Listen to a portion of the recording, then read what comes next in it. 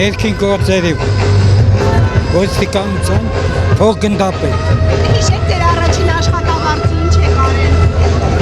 Առաջինը ես իմ ինչքան էր որ իմանայի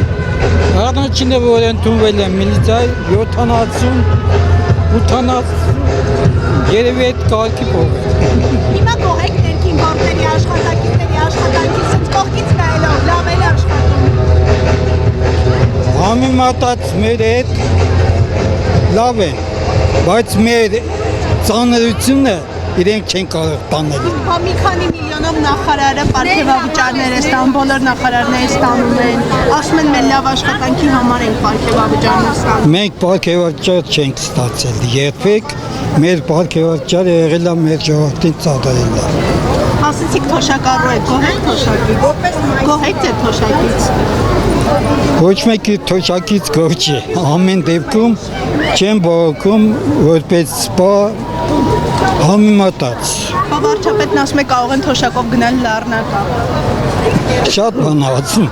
թող ինքը գնա այդ թոշակով։ Չի հաջողվի ապրել թոշակով մեկ ամբողջանում։ Եթե ճոխություն չտանք, ուղղակի օրվա այդ բանով կարելի է, բայց այդ ապել չի։